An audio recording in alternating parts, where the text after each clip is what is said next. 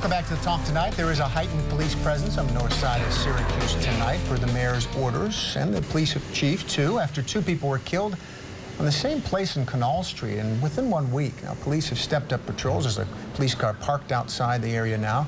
We're joined tonight in studio by Syracuse Mayor Stephanie Miner here tonight, and this is a bit unusual that there is a crime of this magnitude, same location, same street. What's going on there? What have you found out? It is. Well, we believe at this time they were not two random acts, that they are related. And so the chief and I have been in touch with it since it happened, and we determined that there need to be more resources there to investigate it, to prevent crime, and also to help reassure people that we were on top of this. But this is a very unusual act. You know, all crime is a tragedy. This is a tragedy times two on the same street in front of the same a vacant house. And so we are asking the public to come forward to share information with us. I am confident, because we always do, we catch the perpetrators, we catch these criminals, but the more information we get from the public, the faster that we can catch those criminals and get them off the streets. What sort of is going on in that pocket of the city, that section that seems to be riddled by crime? I mean, is it drugs, vacant properties? What sorts of things are we seeing there? Well, you know, all of those things contribute. Clearly, where there are drugs, violence follows. Where there's vacant property, it becomes a haven for people. That particular house was vacant, and it had become a haven for criminals, and we had chased them out numerous times. And then we had these, the two murders a week apart. And again, they weren't random, so we don't know those people. The people weren't living there, and so we're using our resources to get information, to get to the bottom of that, to find out how and if they were related. And what about if you expand out a little further into this Butternut Street corridor? There's certainly times of day where you might either walk or drive down that. It seems like there's some folks there that, and we've had other stories of crime in that area. What are you doing to improve that? Well, we've got police cameras going up on Butternut Street. We're going to increase that. We also have an increased population of refugees and immigrants who, because of their lack of a background in our cultural mores,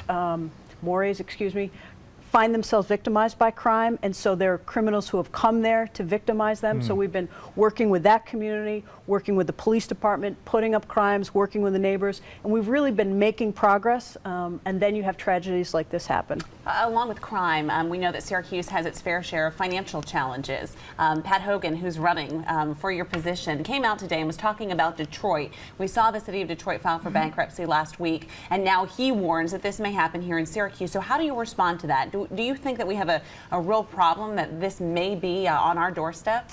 Well, I've been talking about this issue for a long time, since frankly I became mayor, that there are the areas, our liabilities are outside of our control, that are driving us to get to a point where we will not be financially solvent.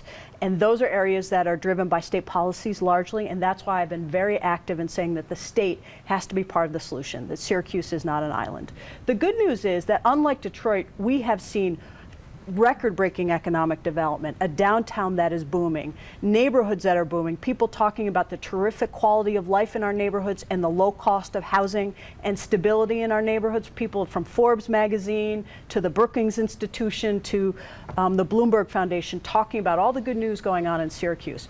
But that good news is on a foundation of policies set by Albany, and we need Albany to join with us to help solve those problems. And actually, we were reading the federal bankruptcy filing for Detroit that came out last week, and when you read how bad their problems are, you realize even a modest crime problem in Syracuse, where you can still send police officers, where fire departments still get there in 2 minutes instead of a half hour, we're doing okay relative to a city that poorly off by far. We're doing a lot better, and part of that is why we have made very tough choices, and why for me it's been very important to be very straightforward and candid with people about the status quo, and the way we used to do things is no longer acceptable, and that we have to make tough choices to continue to be a 21st century city on the move. We have to be innovative, and we have to let go of the status quo so that we can continue to provide the kind of quality of life. Let me give you one example.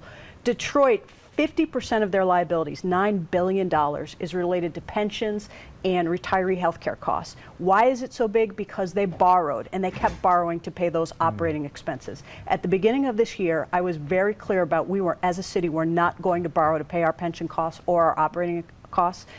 Councillor Hogan had a very different take. He thought we should have borrowed to do that.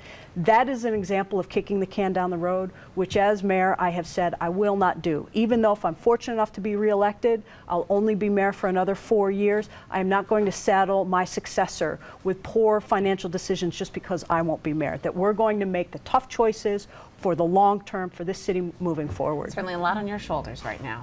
It is, but I'm happy to have it. Thank you, Mayor. We Thanks appreciate so coming much. in and giving us an explanation on the finances and the crime situation tonight, too. Coming up on The Talk, it seems like